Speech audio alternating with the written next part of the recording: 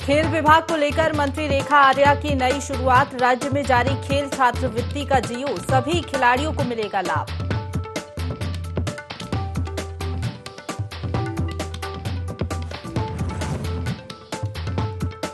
Plastic can और polythene ban होने पर भी गंगा जल ले जा सकेंगे कांवड़ यात्री। बांस की बोतलों में ले जाया जा सकेगा गंगा जल। स्वयं सहायता समूह ने निकाला विकल्प।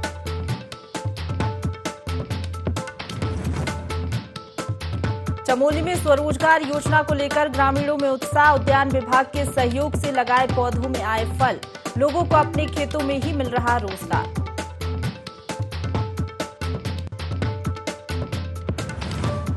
हरिद्वार पुलिस की पकड़ में आया 20 लाख की रंगदारी मांगने वाला आरोपी। पुलिस ने गिरफ्तार कर भेजा जेल।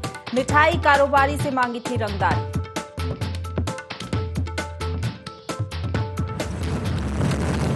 और काला ढूंगी में हाथियों के झुंड ने मचाया धपला गांव में उत्पात। ग्रामीणों में मची भगदड़, हाथियों ने फसलों को किया बर्बाद।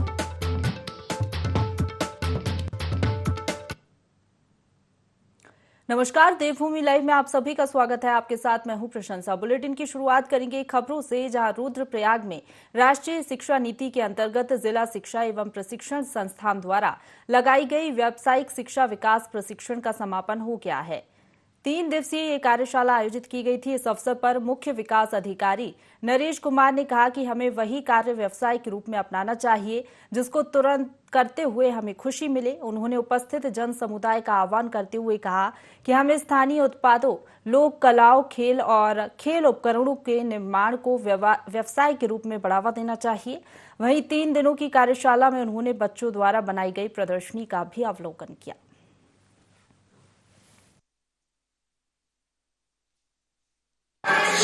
जो ये कार्यशाला हुई उसमें मुझे बहुत मजा आया। तो हमने उसमें केदारनाथ बनाना सीखा, पेन स्टैंड, दीपक स्टैंड बनाना सीखा। तो जैसे हम अपने दोस्तों के लिए गिफ्ट खरीदते हैं बाजार से, तो वैसे हम गिफ्ट हम ऐसे बना सकते हैं और अपने दोस्तों को दे सकते हैं। तो अगर ये आगे भी ये कार्यशाला होती रहेगी तो मैं उनको जरूर ज्वाइन करूँगी। भारत सरकार ने जो नई शिक्षा नीति लागू की है, उसी का एक अभिन्न पहलू ये भी है कि व्यावसायिक शिक्षा बच्चों को दी जाए। उसी के क्रम में हमारे जनपद रुद्रप्रयाग के राजकीय इंटर कॉलेज तैला में आज ये कार्यक्रम व्यावसायिक शिक्षा का यहाँ पर 3 दिवसीय चल रहा है, जिसमें हमारे 8 विद्यालयों के बच्चे प्रतिभाग कर रहे हैं। और उनके रुचि के अनुसार की अगर चीज़ें मिल जाएं तो निश्चित रूप से वो व्यवसाय के तौर पर भी इसको अपना सकते हैं। तो ये एक शुरुआत है। हमारे जनपद में और भी इसमें कार्यक्रम आयोजित होंगे, ऐसी मुझे उम्मीद है। ऊधम सिंह नगर के किच्छा में एसओजी की टीम ने नशे के खिलाफ अभियान चलाया और कार्रवाई करते हुए 1100 लीटर अवैध कच्ची शराब के साथ एक शराब तस्कर को गिरफ्तार कर लिया है। पुलिस सूत्रों से मिली जानकारी के अनुसार पकड़ा गया आरोपी किच्छा और रुद्रपुर के तमाम क्षेत्रों में अवैध रूप से कच्ची शराब की सप्लाई करता था। मौके पर पुलिस क्षेत्र अधिकारी ओम प्रकाश शर्मा ने बताया कि एसएसपी ऊधम सिंह नगर के दिशा निर्देश में जिले भर में नशे के खिलाफ अभियान चलाया जा रहा है और ये अभियान आगे भी जारी रहेगा।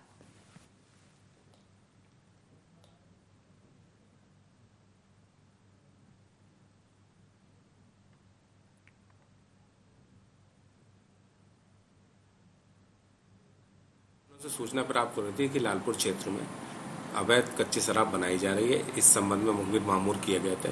आज एसओजी और लालपुर चौकी की पुलिस द्वारा दबिश दी गई, जिसमें जसवंत सिंह को गिरफ्तार किया गया, जिससे 1110 लीटर कच्ची अवैध शराब बरामद की गई है। अभियुक्त को जेल भेजा जा रहा है। काफ़ी मात्रा में अवैध शराब का स्टॉक उसने कर रखा था, जिसको आज पकड़ा गया है और इसी तरीके से भी कार्रवाई की जाएगी। लोहाघाट ब्लॉक के प्रसिद्ध कनेडी कालसन मंदिर में 4 दिवसीय देवी महोत्सव का पूजा अर्चना के साथ शुभारंभ हुआ। देव डांगरों ने प्रसिद्ध पंचेश्वर धाम में सरयू व महाकाली नदी के पवित्र संगम में भीम पादुका में भोर स्नान किया और स्नान के बाद संगम से पवित्र जल लाकर कालसन मंदिर में जल अभिषेक किया। जल अभिषेक के बाद पंडित हरीश चिलकोटी ने पूर्ण विधि विधान के साथ मंदिर में पूजा अर्चना की। वहीं मंदिर में देव डांगरों ने अवतरित होकर भक्तों को आशीर्वाद दिया। महोत्सव के अंतिम दिन गांव से देवी रथ को रस्सियों की सहायता से खींचकर मंदिर तक लाया जाएगा।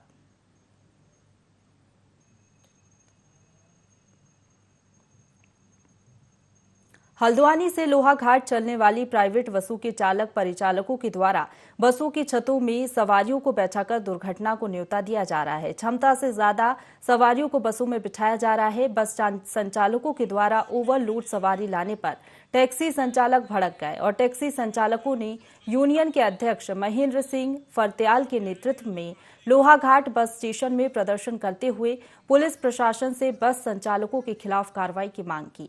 उन्होंने कहा कि अगर टैक्सी में एक सवारी भी ज्यादा बैठाने पर पुलिस चालान काटती है। वहीं मामले को लेकर एसपी देवेंद्र पिंचा ने कहा कि मामला उनके संज्ञान में आया है और ओवरलोड सवारी लाने वाले बस संचालकों के खिलाफ कार्रवाई की जाएगी। ओवरलोडिंग बर्दाश्त नहीं की जाएगी। एसपी ने कहा कि उन्होंने लोहाघाट व पाटी थाने के थाना अध्यक्ष को ओवरलोड सवारी लाने वाले बस संचालकों के खिलाफ कार्रवाई करने के आदेश जारी कर दिए हैं। दिक्कत हो रही है हमको, क्या कहते हैं, ये बस में ओवरलोड छत में बिठाई जा रही है और इसका कोई टाइम भी फिक्स नहीं है। बिल्कुल कोई कार्रवाई नहीं की जा रही है। लोहाघाट से ये न चंपौत से बस चलती है हल्द्वानी, इसके बीच में इसमें छत में और पायदान में बिठाई जा रही है। नहीं ना कोई नहीं। और सर क्या कहते हैं, हमारी गाड़ियों में 9 सीटर या 10 सीटर पास है, उसमें एक सवारी भी ज्यादा बिठाई जा रही है तो उसका क्या रहा है, सीधे कोर्ट का चालान या 500 रुपए का। और बस के बारे में कोई कुछ नहीं कह रहा है। मंगलौर में कावड़ यात्रा को सफल बनाने को लेकर पुलिस प्रशासन तैयारी में जुट गया है। कावड़ यात्रा के दौरान कावड़ियों को किसी भी तरह की कोई समस्या ना हो, लिहाजा पुलिस प्रशासन किसी भी तरह की लापरवाही बरतना नहीं चाहता। बता दें कि कावड़ यात्रा के दौरान हाईवे और शहर में मीट की दुकानें पूरी तरह बंद रहेंगी। मंगलौर नेशनल हाईवे पर बने सभी होटलों, ढाबों और रेस्टोरेंट स्वामियों की कोतवाली प्रभारी राजीव रौथन ने बैठक आयोजित कर रेस्टोरेंट में काम करने वाले लोगों का सत्यापन कराया जाएगा। कावड़ यात्रा के दौरान सभी ढाबों पर केवल शाकाहारी भोजन ही परोसा जाएगा। वहीं होटलों के बाहर सभी खाद्य पदार्थों की रेट लिस्ट लगाना भी अनिवार्य होगा। इसके साथ ही ढाबों के बाहर सीसीटीवी कैमरा लगाए जाने के निर्देश भी दिए गए हैं। वहीं कावड़ियों के साथ अभद्रता करने वालों के खिलाफ भी कार्रवाई की जाएगी।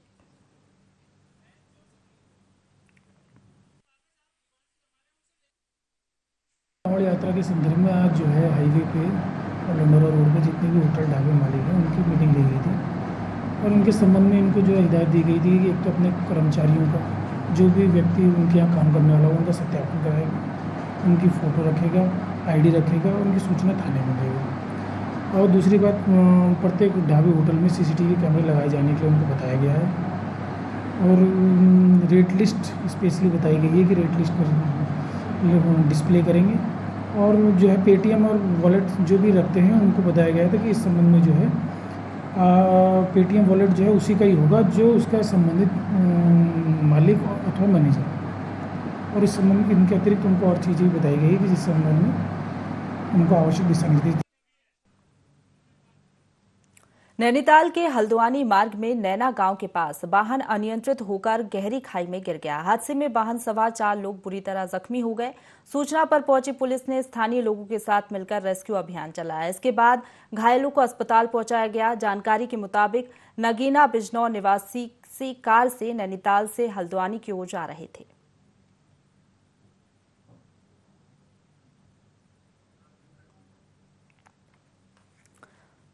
तो हादसे में वाहन सवार 4 लोग बुरी तरह से जख्मी हो गए। आपको बता दें, नैनीताल के हल्द्वानी मार्ग में नैना गांव के पास वाहन अनियंत्रित होकर खाई में गिर गया। उसी दौरान यह हादसा हुआ। हादसे में वाहन सवार 4 लोग बुरी तरह जख्मी हो गए हैं। सूचना पर पहुंची पुलिस ने स्थानीय लोगों के साथ मिलकर रेस्क्यू अभियान चलाया। इसके बाद घायलों को अस्पताल पहुंचाया गया। तो अगली खबर की ओर बढ़ेंगे, जहां रामनगर की रेंज आम पोखरा में हर साल की तरह इस साल भी वन महोत्सव मनाया जा रहा है, जिसमें 10,000 पौधे लगाने का लक्ष्य रखा गया है। वन विभाग से ब्रजमोहन रावत ने बताया कि 1 जुलाई से वन महोत्सव मनाया जा रहा है, जिसमें 10,000 पौधे लगाने का लक्ष्य रखा गया है। अभी तक हम 3 से 4,000 पौधे लगा चुके हैं। वहीं समाज सेवी वियज खुलवे का कहना है कि पौधे लगाना हमारे लिए नितांत ही अवश्य है।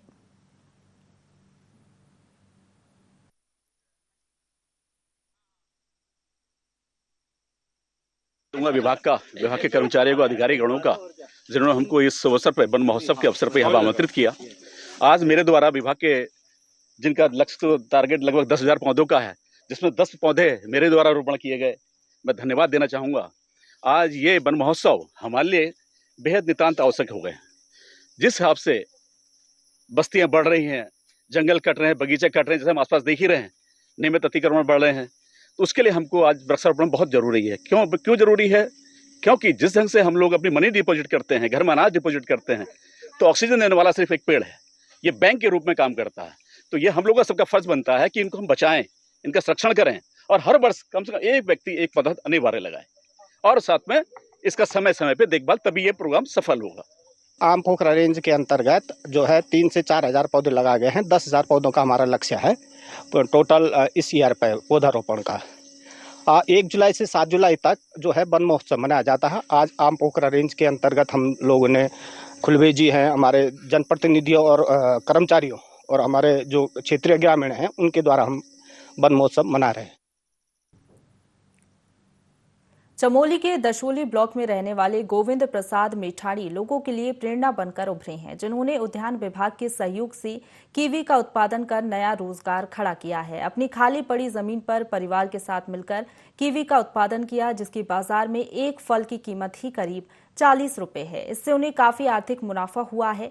किसान गोविंद ने सभी युवाओं को पलायन के बजाय स्वरोजगार का संदेश दिया है। उद्यान अधिकारी ने बताया कि इसी तरह मांग बढ़ने पर क्लस्टर बनाकर चमोली को कीवी हब बनाया जाएगा। कीवी का एलिसन ब्रांड है, एलिसन इसका नाम है और ये तीसरे नंबर का है, हाईवर्ड्स, मोंटी और ये एलिसन। तो ये अब हॉर्टिकल्चर द्वारा माननीय DHO साहब और राणा जी, इनकी तरफ से मुझे मिले थे सर 150 पेड़। लेकिन 150 पेड़ लगाने के बाद क्या हुआ कि इसको कुछ ज़मीन में अंदर की तरफ आप देख रहे होंगे ये खाली है। इस खाली में पेड़ तो लगाए थे, लेकिन बरसात में वहाँ पानी आ गया तो वो सूख गए नीचे से। हाँ। इसकी जड़ जो है वो यूं फैली नुमा है, मूसल जड़ नहीं है इसमें, तो इस वजह से वो हो गए। लेकिन अभी हमारे पास और पेड़ बैलेंस हैं, उनको उसकी क्षतिपूर्ति करेंगे। अब मैं तो कहता हूँ नया जो आदमी है, नया युवक है, उसको नीचे नहीं भागना चाहिए, बल्कि अपना खेती बाड़ी का या अपने गांव में अपना काम करना चाहिए। यहाँ पर हमने किसान को जो है वर्ष 2019 में 110 प्लांट हमने जो है विभाग की तरफ से दिए थे। बाकी जो है आपके अपने व्यक्तिगत प्रयासों से और व्यक्तिगत मेहनत से जो है यहाँ पर रोपित किए गए हैं। जैसे कि आप हमारे पीछे देख भी रहे हैं कि यहाँ पर अभी समय वर्तमान में फ्रूटिंग हो रही है, तो लगभग 2.5 साल में ही इसमें फ्रूटिंग में जो है हमारा कीवी है। तो आने वाले जो हमारे जितने भी युवा हैं या जितने भी हमारे कोरोना काल के दौरान तत्समय वापस आए थे, उन और जो हमारे जो है अभी पढ़े लिखे युवा हैं, हमारे उनसे अनुरोध है कि वे जो है ऐसी खेती करें जिससे वो जो है क्या नाम है जल्दी रोजगार पाएँ। जैसे कि आपके सामने उदाहरण भी है और हमारे जो मेठाणी जी हैं वो यहाँ पर कर भी रहे हैं। वर्ष 2019 में हमने लगभग 1500 पेड़ अपने जो है क्या नाम है जुमला से लेकर दसोली ब्लॉक में लगाए थे। उसको एक क्लस्टर अप्रोच पर हमने जो है तैयार करने की कोशिश की थी। पिछले साल में भी हमने जनपद में लगभग 7000 प्लांट जो है क्या नाम है विभिन्न काश्तकारों को दिए हैं विभिन्न योजनाओं के अंतर्गत। भविष्य में भी हमारा जो है क्या नाम है अभी क्या नाम है इस पर जो है विशेष फोकस है, क्योंकि जैसा कि आप सब लोग विदित हैं कि वर्तमान में जो है खेती किसानी में जंगली जानवरों का बहुत नुकसान है, तो कीवी एक ऐसा अच्छा उदाहरण हो सकता है। उत्तराखंड के चिकित्सा शिक्षा मंत्री डॉक्टर धन सिंह रावत ने स्वास्थ्य महानिदेशालय में PPP मोड में संचालित अस्पतालों की व्यवस्था में सुधार को लेकर क्षेत्रीय विधायकों और विभागीय अधिकारियों के साथ समीक्षा बैठक ली, जिसमें उन्होंने अनुबंधित अस्पतालों में आने वाले मरीजों को बेहतर इलाज की सुविधा दिए जाने को लेकर अधिकारियों को निर्देश दिए। साथ ही क्षेत्रीय विधायकों से सुझाव मांगे। विभागीय मंत्री ने PPP मोड में संचालित अस्पतालों में बेहतर स्वास्थ्य व्यवस्थाएं बनाए रखने के लिए कहा और सीएम के साथ ही आपको बता दें संबंधित जनपद के सीएमओ को भी जिम्मेदारी निभाने को कहा। उन्होंने कहा कि यदि PPP मोड अस्पताल के संचालन में किसी भी प्रकार की लापरवाही सामने आती है तो उस जनपद के सीएमओ को संबंधित अस्पताल के संचालकों को नोटिस जारी कर स्पष्टीकरण मांगने का अधिकार होगा।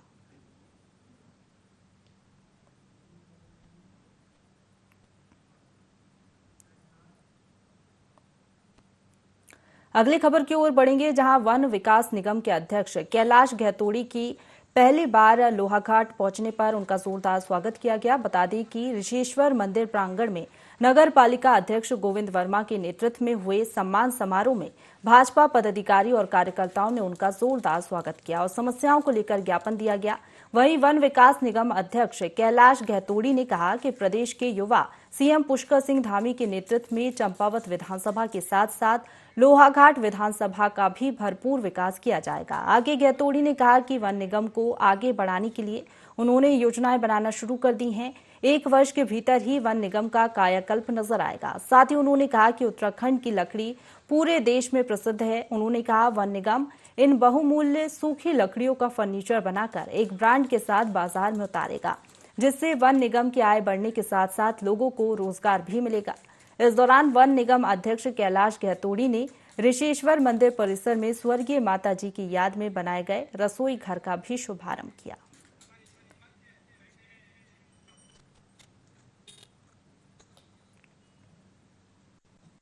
हमारी जितनी बैठकें हुई हैं अधिकारियों के साथ, लगातार मीडिया के माध्यम से भी आपने जाना होगा, क्योंकि हमने एक दिन भी नौकरी नहीं किया, हमेशा ही बिजनेस किया है, तो हम जानते हैं कि नियोजन क्या होता है और किस तरीके से मैक्सिमम जो है उत्पादन हम कर सकते हैं। और कई और अपॉर्चुनिटीज हमारे पास हैं वन विकास निगम में, और हमने कुछ आइडियाज जो है शेयर किए हैं और कुछ आइडियाज हमने अपने अधिकारियों से भी लिए हैं। हम बहुत सारे नए काम वन निगम में करने जा रहे हैं और निश्चित मानिए कि साल भर के अंदर जो वन निगम आज देख रहे हैं आप, उसमें कई सारे परिवर्तन होते हुए आपको दिखेंगे। भाजपा के प्रदेश अध्यक्ष मदन कौशिक ने स्वर्ग आश्रम में चल रही पौड़ी जिले के जिला प्रशिक्षण वर्ग में कार्यकर्ताओं को संबोधित किया। इस दौरान उन्होंने कहा कि हाल के वर्षों में दुनिया के साथ भारत का जुड़ाव मूलतः देश के आर्थिक विकास व जननायक प्रधानमंत्री नरेंद्र मोदी के असाधारण नेतृत्व के कारण संभव हुआ है। आज हमारे घरेलू उद्देश्यों को हासिल करने के लिए अंतर्राष्ट्रीय समुदाय के साथ जुड़ाव की आवश्यकता महत्वपूर्ण है। इसी प्रकार समकालीन समय में सैन्य, कूटनीतिक, आर्थिक शक्तियों ने पारंपरिक विदेश नीति के दृष्टिकोण से आगे बढ़कर व्यापक वैश्विक प्रतिबद्धताओं की ओर अपना रुख किया है। उन्होंने कहा कि कालांतर में कई वैश्विक घटनाएं घटित हुई हैं, वे भी वैश्विक दृष्टिकोण में शामिल हैं। अमेरिका राष्ट्रपति बाइडेन भी भारत के साथ अपने संबंधों की प्रगाढ़ता को बढ़ाने का कार्य कर रहे हैं।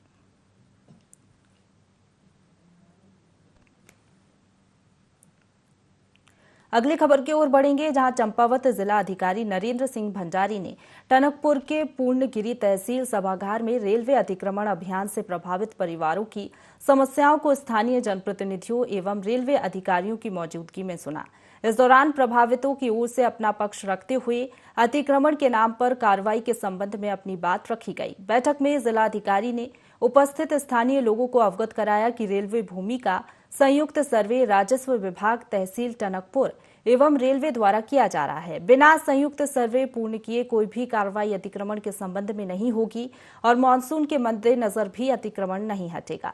उन्होंने कहा कि भूमि का सर्वे का कार्य चल रहा है, जिसके पूर्ण होने के बाद ही वैधानिक प्रक्रिया के तहत कार्रवाई की जाएगी।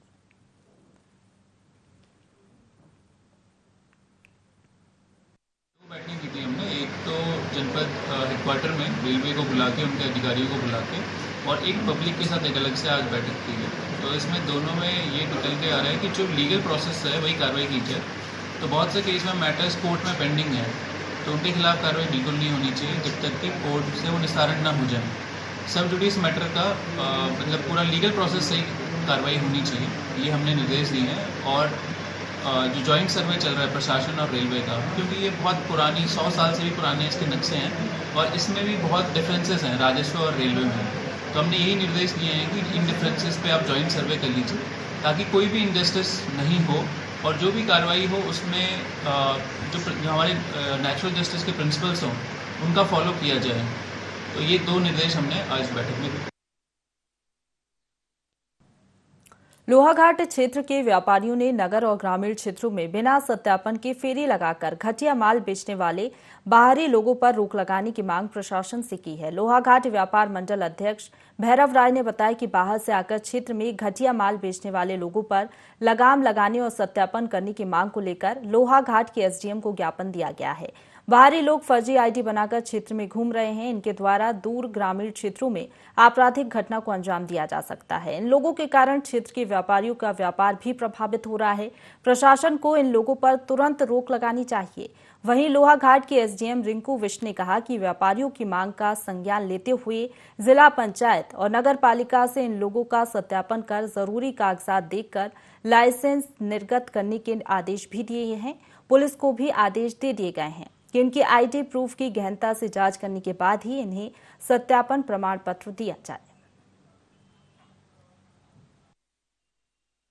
हमारे द्वारा हमें अवगत कराया गया है कि कुछ बाहरी व्यक्तियों द्वारा और बिना जीएसटी के और ये निम्न गुणवत्ता का माल जो है बेचा जा रहा है और जिससे लोगों के साथ एक सरेआम एक ठगी की जा रही है। जांच की तो पता चला कि कई के तो आधार कार्ड ही गलत है और किसी के पास कोई इस सामान का कोई पर्चा नहीं था। प्रशासन से निवेदन किया है और उप जिलाधिकारी महोदय के माध्यम से हमने एक ज्ञापन दिया है कि फेरी वालों का सत्यापन हो और इस पे जो है व्यापार संघ की भी अनुमति ली जाए, सहमति ली जाए और जिससे कि ये आने वाले समय में एक ये जो ठगी हो रही है, जो सरेआम ठगी हम कहेंगे, और इस ठगी को रोका जाए।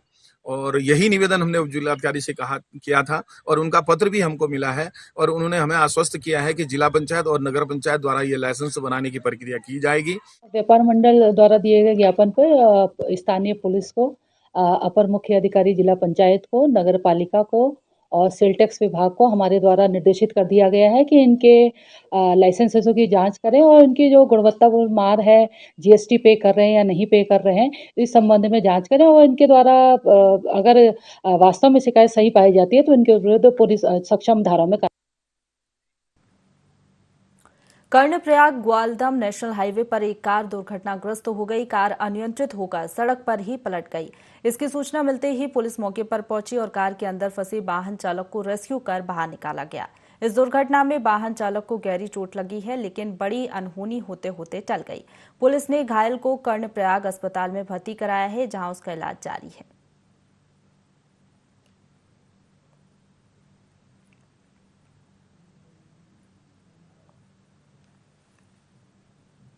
पौड़ी गढ़वाल में प्रेमी से नाराज होकर अल्मोड़ी की एक युवती श्रीनगर जल विद्युत परियोजना की झील में कूद गई। जल पुलिस के गोताखोरों ने समय से सूचना मिलने और जान जोखिम में डालकर उस युवती की जान बचा ली। युवती को प्राथमिक उपचार के लिए बेस अस्पताल में भर्ती कराया गया है। युवती अल्मोड़ा की रहने वाली थी। युवती ने गढ़वाल विश्वविद्यालय से एमएससी और बीएससी की पढ़ाई की है। वह अपनी डिग्री निकालने के लिए श्रीनगर गढ़वाल पहुंची थी। पुलिस की माने तो युवती का किसी लड़की के साथ प्रेम प्रसंग चल रहा था। इसी बीच किसी बात को लेकर युवती प्रेमी से नाराज हो गई, लिहाजा वह नाराज होकर नदी में कूद गई थी।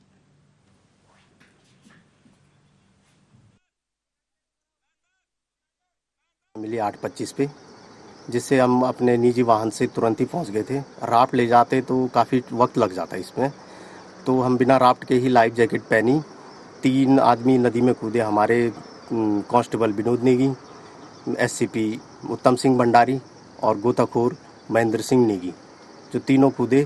तो लड़की हेल्प चिल्ला रही थी, जिस कारण यहाँ पे काफ़ी चुनौतीपूर्ण कार्य था और हम लोगों ने कम से कम समय में ये रेस्क्यू किया और लड़की को निकाला गया और 108 के द्वारा हॉस्पिटल भेजा। नंदानगर से करीब 1 किलोमीटर आगे सितोल मोटर मार्ग पर सोमवार को एक गाय घास चरने के दौरान फिसलकर नंदिकनी नदी किनारे अटक गई, जिसकी सूचना जिला आपदा प्रबंधन को दी गई। सूचना के बाद एनडीआरएफ को रेस्क्यू के लिए मौके पर भेजा गया, जिसके बाद कड़ी मशक्कत से एनडीआरएफ की टीम ने गाय को बचाया।